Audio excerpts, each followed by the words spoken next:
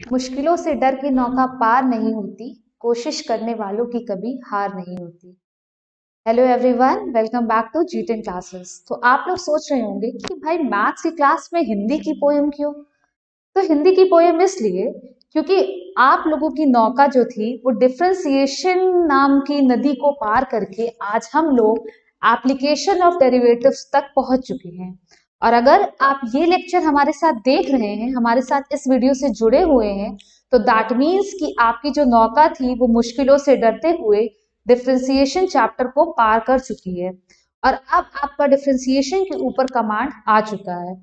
अगर आपको डिफरेंशिएशन में अब डाउट नहीं है, आपसे क्वेश्चंस हो जा रहे हैं, टफ क्वेश्चंस को साइड में रखते हैं, मतलब एक बेसिक क्वेश्चंस भी अगर हो जा रहे हैं, तो एप्लीकेशन ऑफ डेरिवेटिव्स में क्या है, कुछ कॉन्सेप्ट्स हैं, उन कॉन्सेप्ट्स के ऊपर पूरा का पूरा चैप्टर डिपेंडेंट है या कह दीजिए आधारित है। तो एप्लीकेशन ऑफ डेरिवेटिव्स में हम लोगों को 6 चैप्टर्स पढ़ने हैं। First one is derivatives as a rate measurer, errors, differentials, approximation, mean value theorem, tangents and normals, increasing decreasing function, maxima minima।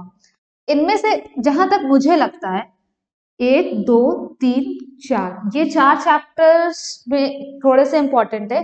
इसमें से उम्मीद रहती है आने की, नहीं भी आता है, मतलब बहुत कम चांसेस रहती है, और इसकी तो मिनिमम चांसेस रहती हैं। जो मैक्सिमम चांसेस रहती है क्वेश्चन आने की वो एक यहाँ से और एक यहाँ से रहती है, tangent normal maximum minimum. Why? क्योंकि यहाँ पे थोड़ी सी वर्ड प्रॉब्लम्स आती है, बड़े बड़े वर्ड प्रॉब्लम्स आते हैं, तो उसमें से आपको डिड्यूस करना पड़ता है कि भाई क्या पूछ रहा है, क्या निकालना है। तो ये सारे स्किल्स टेस्ट करने के लिए बोर्ड एग्जाम्स में तो प्रेफर किया जाता है कि मैक्सिमम मिनिमा या टैंजेंट नॉर्मल से भी क्वेश्चन आए। अगर आपको डिफरेंशिएशन क्लियर है तो ये सारे चैप्टर्स में आपको कोई भी प्रॉब्लम नहीं होगी। और अगर आपको डिफरेंशिएशन क्लियर नहीं है तो I just recommend you all कि पहले आप हमारे चैनल पे डिफरेंशिएशन देखिए, डिफरेंशिएशन की वीडियोस देखिए। 2-2.5 घंटे लगेंगे, पूरा डिफरेंशिएशन कवर हो जाएगा, कुछ क्वेश्चंस भी कवर हो जाएंगे। फिर आप साइड बाय साइड इसके साथ अपने क्वेश्चंस उसके भी कंप्लीट कीजिए और इसके भी कंप्लीट कीजिए। तो देरी के बिना हम लोग पहले चैप्टर को स्टार्ट करेंगे।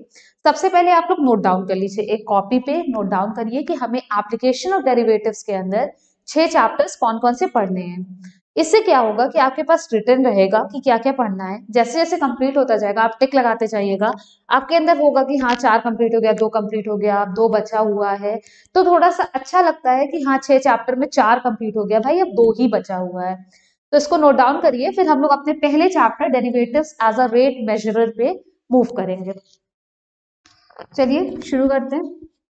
Derivatives as a rate measurer, जैसे कि इससे नाम से आपको कुछ शायद समझ में आ रहा होगा। डेरिवेटिव्स एज अ रेट मेजरर मतलब क्या हुआ कि किसी भी चीज का रेट निकालना है हमें। रेट का मतलब क्या हुआ कि किस रेट से वो चेंज हो रहा है। रेट का मतलब होता है हिंदी में अगर बोला जाए तो दर। किस दर से किसी भी चीज में बदलाव आ रहा है, किसी चीज में क्या चेंज आ रहा है, वो होता है हमारा रेट मेजरर। मान लीजिए कि हमारे पास एक फंक्शन था y is equals to F x.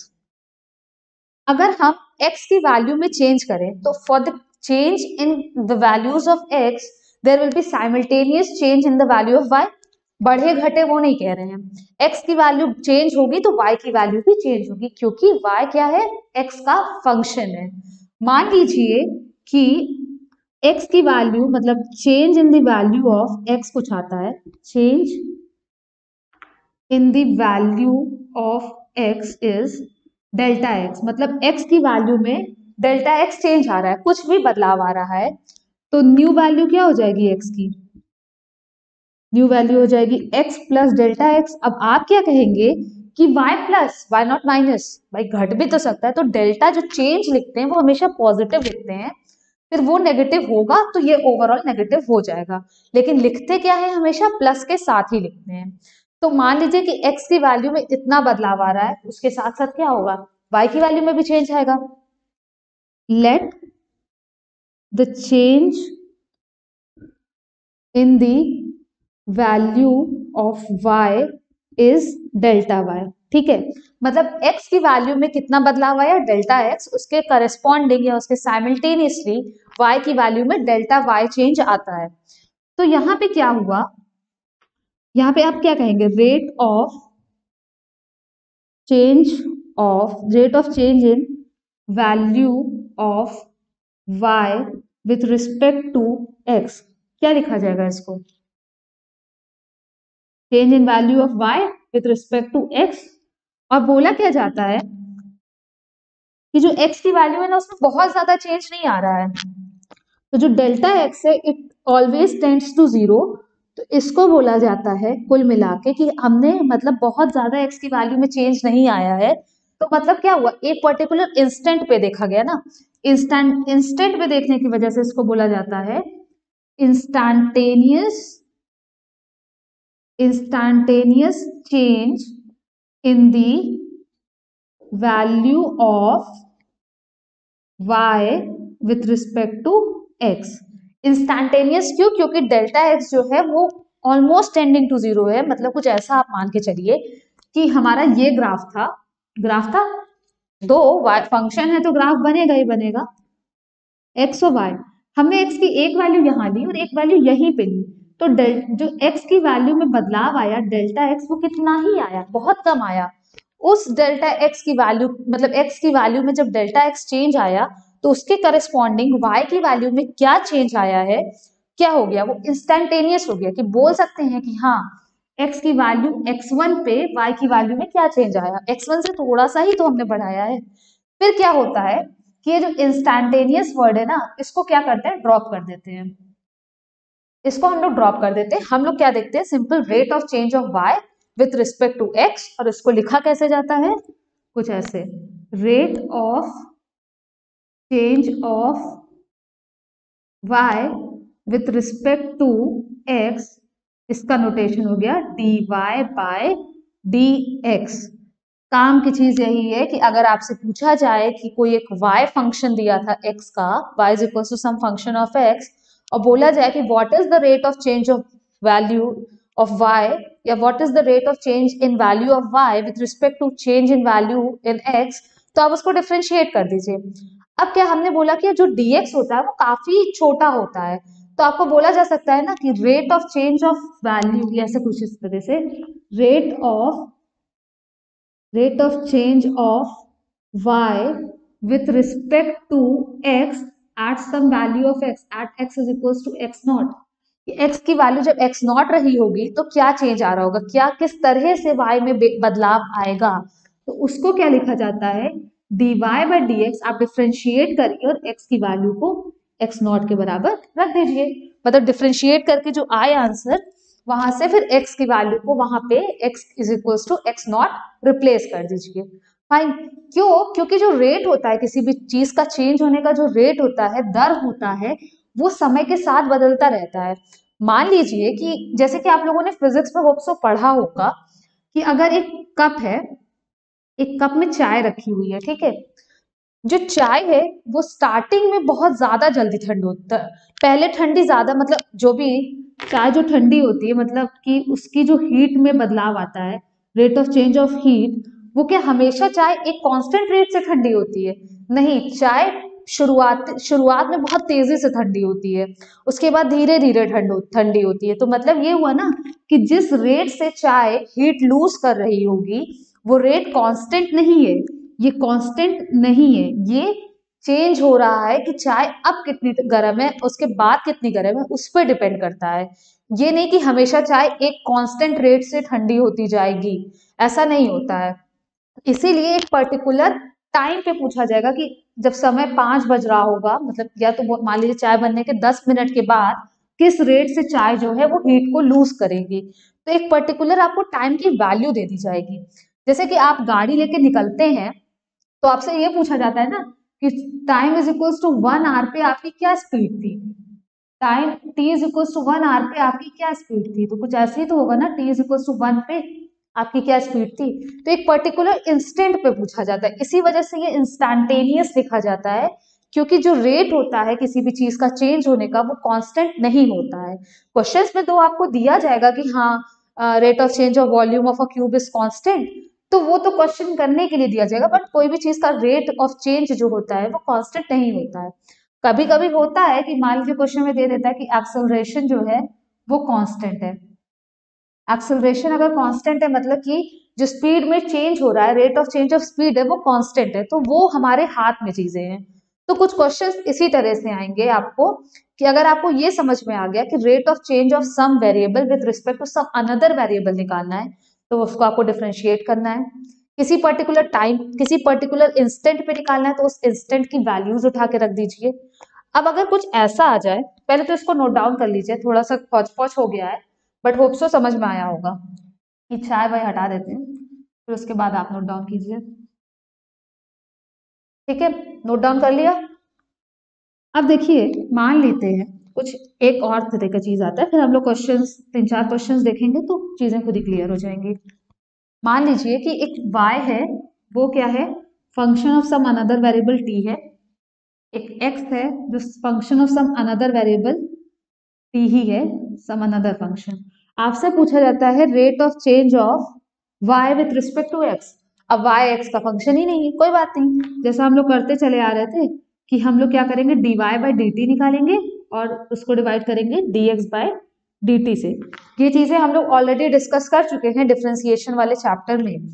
और अगर ये पूछता है कि at value x is equals to x naught, आपको निकालना है y is equals to y naught, तो कोई दिक्कत नहीं है। x is equals to x naught पे हम यहाँ पे रख के t की वैल्यू निकाल लेंगे कि जब x x नॉट होगा तो t क्या होगा, वो t लाके यहाँ पे रख देंगे, यहाँ पे नहीं, इस वाले में। और सिमिलरली अगर y दिया है तो फिर y से भी निकाल लेंगे। वैसे t जो है वो कांस्टेंट ही आएगा, इसमें निकालिए या इसमें निकालिए, क्योंकि t एक टाइम है जो कि सेम चीज का सेम, हम हर समय सेम होगा, मतलब किसी इंस्टेंट पे सेम होगा।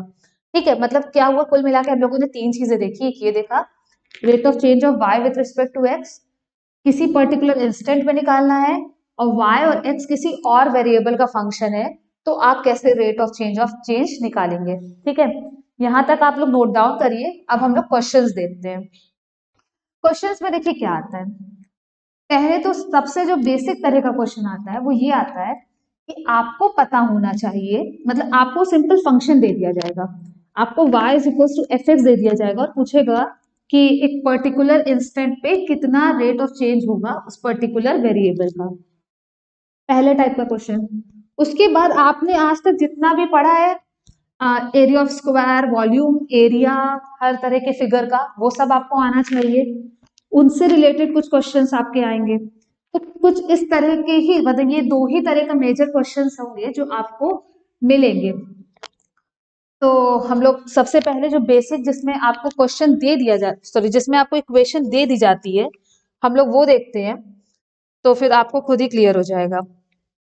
मान लेते हैं कि एक क्वेश्चन है कि एक कार है, वो एक कार है, मतलब मेरी कार ऐसे है, होती नहीं है, तो ड्राइंग खराब है। टी पॉइंट से शुरू करती है, टी इज इक्वल्स टू 0 पे, क्यू पॉइंट पे जाके रुक जाती है। ठीक है, जो डिस्टेंस वो कवर कर रही है वो कुछ इस तरह से है, मान लीजिए। ठीक है, डिस्टेंस वो इतना कवर कर रही है। अब अगर आपसे पूछा जाए कि अम, कि जो कार है वो कहाँ पे जाके रुकेगी या किस समय पे जाके कार रुकेगी, t is equals to t1। ये t1 क्या होगा, मतलब कार चलना शुरू की, वो डिस्टेंस इस रेट से कवर कर रही है, एक पर्टिकुलर टाइम पे जाके रुक जाती है, तो वो पर्टिकुलर टाइम क्या होगा। ठीक है, क्वेश्चन समझ में आ गया। एक कार थी, पी पॉइंट से चलना शुरू की, क्यू पॉइंट पे जाके रुकती है किसी एक particular instant of time t is equals to t1 पे, और पूछा जाता है कि वो टाइम क्या होगा। आपको डिस्टेंस और टाइम का वो दिया, इक्वेशन दिया, रिलेशन दिया है, आपसे पूछा गया कि किस समय पे जो कार है वो जाके रुक जाएगी। कार यहाँ पे जाके क्या हो रही है, रुक जा रही है, मतलब यहाँ वेलोसिटी कितनी होगी, 0। वेलोसिटी क्या होती है, dx बाई dt होती है, बेसिक फॉर्मूला। आप डिफरेंशिएट कर दीजिए टाइम के रिस्पेक्ट में, क्या आएगा, d by D T of 2t² minus T cube upon में 3 आएगा, 4t माइनस t²। मैंने डायरेक्टली इसलिए किया है क्योंकि आपको डिफरेंशिएशन अब तक क्लियर होगा। फिर आप लोग क्या लिखेंगे, at t is equals to t1, dx by dt क्या होगा, 0 होगा। वैल्यू उठा के रख दीजिए, 4t1 माइनस टी1 square dx by dt 0, t1 common, 4 minus टी1 इज इक्वल टू 0, या तो t1 0 आएगा भाई, या तो t1 4 आएगा, जो भी यूनिट दिया रहेगा 4 मिनट सेकंड जो भी दिया रहेगा वो यहाँ पे डिस्टेंस में यूनिट दिया रहेगा। तो t1 0 तो हो नहीं सकता, कि t1 0 हो सकता है दो, क्योंकि यहीं से चलना शुरू की है, यहीं पे अगर रुकी हुई है तो कोई दिक्कत ही नहीं है, लेकिन इसको हम इग्नोर करेंगे और हम लिखेंगे कि 4 जो भी यूनिट आएगी, 4 यूनिट ऑफ टाइम के बाद जो गाड़ी है हमारी वो जाके रुक जाएगी। और अगर अब आपसे पूछ लिया जाए कि कितने डिस्टेंस के बाद रुकेगी, तो हमें पता है कि 4 सेकंड के बाद गाड़ी रुक जाएगी। तो 4 सेकंड उठा के अगर आप इस इक्वेशन में रख देंगे तो सिंपल है, आ जाएगा आपका कि कितने डिस्टेंस के बाद गाड़ी रुकेगी। 4 4 4 जा 16, 2 माइनस 4/3 आप कर लीजिए, 16 इंटू 2/3, 32/3 मीटर्स के बाद गाड़ी आपकी रुक जाएगी। इसी में अगर आपसे एक्सेलरेशन पूछ लिया जाए तो फिर क्या करेंगे, एक बार और डिफरेंशिएट करेंगे। एक्सेलरेशन क्या होता है, rate of change of velocity. मतलब कुछ भी पूछा जाए आपको रेट ऑफ चेंज हर चीज का आना चाहिए, ठीक है। तो पहला इस तरह का क्वेश्चन जहां पे आपको इक्वेशन दे दी जाएगी और आपसे चीजें पूछी जाएंगी। तो सबसे पहले तो आप इसको नोट डाउन कर लीजिए। आप लोगों ने वो पहला क्वेश्चन कर लिया होगा। अब हम लोग दो और क्वेश्चंस देखेंगे, जैसे कि मैंने ब्लैक बोर्ड व्हाइट बोर्ड पे सॉरी पहले से लिख लिया है, तो आपका टाइम वेस्ट नहीं होगा। अब हम लोग ये दो क्वेश्चन देखेंगे और आपका ये वाला चैप्टर जो है डेरिवेटिव्स एज अ रेट मेजरर वो कंप्लीट हो जाएगा। अभी तक के क्वेश्चंस में क्या था कि आपको इक्वेशन दी हुई थी, आपको एक इंस्टेंट पे किसी चीज में किसी चीज की वैल्यू पूछा था। फॉर एग्जाम्पल जो पहला हम लोगों ने देखा था डिस्टेंस और टाइम का इक्वेशन दिया था और पूछा था कि किस समय पे वेलोसिटी 0 होगी, मतलब गाड़ी रुक जाएगी। तो हम लोगों ने निकाल लिया था डिफरेंशिएट करके। अब इस क्वेश्चन में देखिए आपको इक्वेशन खुद से बनानी पड़ेगी। जैसे पहला ये वाला क्वेश्चन है, stone is dropped into a quite lake and waves move in a circle at the speed of 3.5 centimetre पर सेकेंड एट। अब जैसे वेव बढ़ रही है तो सर्कल का एरिया भी बढ़ रहा होगा। Waves move in a circle at a speed of 3.5 centimetre पर सेकेंड, मतलब अगर वेव यहाँ थी 1 सेकंड के बाद कहाँ हो जाएगी, 3.5 सेंटीमीटर आगे चली जाएगी। मतलब क्या चीज बढ़ रहा है, ये किसका रेट दिया हुआ है, वेव यहाँ थी अब थोड़ी देर बाद यहाँ पहुंच गई, तो हर डायरेक्शन में बढ़ रही होगी। मतलब ये आपको दिया है rate of change of radius. ये चीज आपको समझने की जरूरत रहेगी कि आपको ये rate of change of radius दिया है। यूनिट से भी समझ सकते हैं, सर्कल है तो रेडियस के अलावा कोई और चीज होनी नहीं है। ये डिस्टेंस हो गया अपॉन में टाइम हो गया, तो नीचे टाइम तो होगा ही, ऊपर डिस्टेंस है तो रेडियस dr बाई dt दिया है। जिस समय पे at the instant when r is equal to 7.5 centimetre, जिस समय पे रेडियस 7.5 सेंटीमीटर होगा उस समय पे जो इनक्लोज्ड एरिया होगा वो कितनी स्पीड से बढ़ेगा, इंक्रीजिंग दे ही दिया है। मतलब you have to find rate of change of area, मतलब d by D T of area क्या होगा आपका, पाई आर स्क्वायर होगा। किसी भी समय पे अगर आपको रेडियस पता चल जाए तो आप एरिया निकाल सकते हो। पाई कांस्टेंट है, ये क्या हो जाएगा 2 pi r d r by D t. कैसे, पाई बाहर आ गया, आर स्क्वायर का 2 आ गया बाहर, आर की पावर 1 कम हो गई और D r by D T हो गया। अब आपको क्या करना है, किस समय पे निकालना है, जब रेडियस 7.5 होगा, तो 2 इंटू 22/7 इंटू 7.5 रेडियस की वैल्यू और D r by D T की जगह पे आप रख देंगे 3.5। आ गया कि जिस समय पे रेडियस 7.5 सेंटीमीटर था उस समय पे rate of change of rate area क्या हुआ। आप यहाँ पे ये भी लिख सकते थे r is equals to 7.5 centimetre. तो पहला तो इस तरह का क्वेश्चन आएगा। अब अगले टाइप का क्वेश्चन में क्या आ सकता है आपका, कि आपको ये तो दे दिया है सिंपल सा, मतलब ये भी सिंपल ही है एक तरह से, आगे वाला भी सिंपल है, कोई टफ नहीं होगा। अब क्या है, यहाँ पे हो गया। अब इसमें देखिए क्या है, an inverted cone has a depth of 10 centimetre and a base of 5 centimetre. जैसे जैसे बोले डायग्राम बनाते जाइए। एक इन्वर्टेड कोन है जिसकी जो डेप्थ है वो कितनी है 10 सेंटीमीटर और जो उसका रेडियस है वो है 5 centimetre. Water is poured into it at the rate of 3.3/2 CC, मतलब क्यूबिक सेंटीमीटर या centimetre cube per metre minute. मतलब क्यूबिक सेंटीमीटर किसकी यूनिट होती है, वॉल्यूम की। आपको दिया है rate of change of volume कितना 3/2 सेंटीमीटर क्यूब पर मिनट दिया है। Fine, find the rate at which the level of the water in the cone is rising when the depth is 4 centimetre. मतलब जो पानी भर रहे हैं वो किस स्पीड से ऊपर जा रहा है। मतलब आपसे पूछा गया है dH/dt, rate of change of height, कब, जब हाइट कितनी है 4 सेंटीमीटर। कुल मिला के आपको निकालना ये है। इतना क्लियर होगा। अब ठीक है, हमें वॉल्यूम का चेंज दिया तो हमें वॉल्यूम की इक्वेशन यहाँ पे रख दे, वॉल्यूम की चेंज हो जाएगा। अब हमारे पास है वॉल्यूम क्या होता है 1/3 πr²h। पानी बढ़ रहा है, कभी पानी यहाँ पे था फिर पानी यहाँ पे आ गया, तो भैया रेडियस भी बढ़ रहा है हाइट भी बढ़ रही है, दो वेरिएबल तो नहीं रख सकते इतना। तो हमें क्या करना है, हमें तो dH/dt निकालना है। अगर हम इसको डिफ्रेंशिएट भी करेंगे तो देखिए r भी वेरिएबल है h भी वेरिएबल है, तो प्रोडक्ट रूल लगेगा। कांस्टेंट तो है नहीं कि बाहर आ जाएगा। अब एक काम, हमें dH/dt तो निकालना ही है। काम अगर हम करें कि r को h के टर्म्स में चेंज कर दें तो सिंपल है, इक्वेशन बन जाएगी हमारी। क्या करें, इसका जो सेमी वर्टिकल एंगल है मान लीजिए वो अल्फा है, ठीक है। तो एक मिनट, थोड़ा सा स्पेस का प्रॉब्लम है। ये वाला आपने नोट डाउन कर ही लिया होगा, कर लिया होगा नहीं तो कर लीजिएगा वीडियो को 2 सेकंड पीछे करके। अगर हम इसमें देखें तो tan अल्फा क्या होगा, tan theta is perpendicular upon base, मतलब 5/10 1/2, यहां से आ गया आपका tan अल्फा, ठीक है।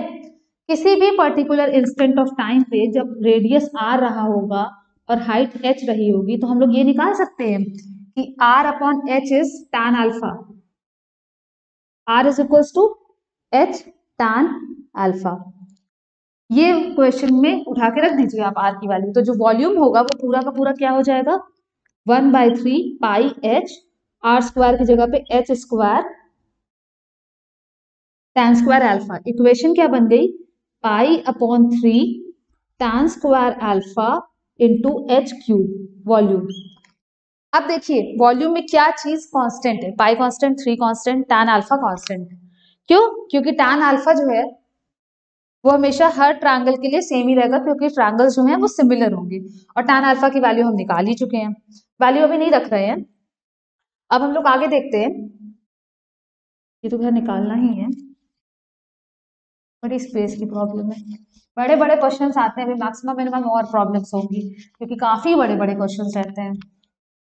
dv/dt, आप लोग करिए dv/dt, मतलब d/dt of π/3 tan² alpha into h³। Constants बाहर, π/3 tan² अल्फा, अंदर हो जाएगा d/dt ऑफ h³ होगा। h³ का क्या हो जाएगा, पावर बाहर, h की पावर 1 कम, dH/dt। आपको dH/dt ही निकालना था, याद रखिएगा। आ गए हम लोग वहां तक। dv/dt की जगह पे आप 3/2 रख सकते हैं, 3 से 3 कैंसिल, 3/2 पाई, हटा रहे हैं इसको, 3/2 सब एक तरफ कर रहे हैं, tan² अल्फा 1/h² इस क्या dH/dt। आपको निकालना है dH/dt का जब h की वैल्यू 4 सेंटीमीटर हो। कोई दिक्कत नहीं है, इसकी वैल्यू हम निकाल ही चुके हैं 1/2, ये है ही, h की वैल्यू उठा के 4 रखिए, dH/dt आ जाएगा। तो कुल मिला के आपको करना क्या है, जिस भी चीज में रेट दिया, जिस भी चीज का रेट ऑफ चेंज दिया है वो लिखिए। उसके बाद वो जो भी इक्वेशन होती है, मतलब उसके लिए आपको एरिया वॉल्यूम हर तरह के फिगर का आना चाहिए। हमने वो रिप्लेस किया, देखा कि वहाँ आर भी चेंज हो रहा है, एच भी चेंज हो रहा है, तो फिर क्या हुआ, कुछ गिवन चीजों से की मदद से हम लोग चेंज करेंगे कि जो इक्वेशन बने जिसको हमें डिफरेंशिएट करना है उसके अंदर वेरिएबल सिर्फ एक हो, जो हमें जिसमें चेंज निकालना है। हम चाहते तो एच को भी आर के टर्म्स में चेंज कर देते, कर लेते, कोई दिक्कत नहीं होती, लेकिन हम क्यों लेंदी करेंगे। हमने क्या किया, उसको सिर्फ और सिर्फ एच के टर्म्स में बना लिया। उसके बाद डिफरेंशिएट किया, डिफरेंशिएट करके जिस चीज का रेट ऑफ चेंज दिया था, जिसमें वॉल्यूम का दिया था, उठा के उसको सब्सटीट्यूट किया। जिस भी इंस्टेंट पे निकालना था, जैसे इसमें था कि जब डेप्थ 4 होगी तब निकालना है, डेप्थ की जगह पे उठा के 4 रखा और tan स्क्वायर अल्फा जो कांस्टेंट से हमने रिप्लेस किया था उसकी वैल्यू सब्स्टिट्यूट की। ओवरऑल हमारा जो क्वेश्चन था वो सॉल्व हो गया। So this was all about derivatives as a rate measurer. या तो आपको इक्वेशन दी होगी या तो आपको इक्वेशन बनानी पड़ेगी। इक्वेशन बनाने के लिए आपको volume of every kind of figures, area of figures, surface area, total surface area जिसमें कर्व सरफेस एरिया, ये सारी चीजों का फॉर्मूला पता होना चाहिए। अलॉन्ग विद दैट आपको डिस्टेंस, स्पीड, एक्सेलरेशन, जर्क, ये सारी चीजों के बीच में रिलेशन पता होना चाहिए कि वेलोसिटी होता है dx बाई dt, एक्सेलरेशन होता है dv बाई dt, ये होता है जर्क dA बाई dt। मतलब जो भी आपने डिफ्रेंसिएशन की जितनी भी चीजें पढ़ी हैं वो सारी चीजें आपको पता होनी चाहिए। फिर यहाँ पे हमारा सारे क्वेश्चंस कंप्लीट हो जाएंगे। तो this was all about derivatives as a rate measurer. आप इसके क्वेश्चंस करिए, जो भी डाउट हो कमेंट सेक्शन में पूछिए या नीचे मेंशन वेबसाइट पे क्वेरी बॉक्स है आप उसमें भी पूछ सकते हैं, सॉल्यूशन प्रोवाइड कर दिया जाएगा। तब तक जब तक अगली वीडियोस अपलोड नहीं होती एरर अप्रोक्सीमेशन एंड डिफरेंशियल्स की, इसको आप लोग कंप्लीट कीजिएगा। आप लोग एंड तक हमारे साथ बने रहते हैं उसके लिए थैंक यू। एंड दोस्तों के साथ शेयर करना मत भूलिएगा। Thanks for watching the video till the end and enjoy your day.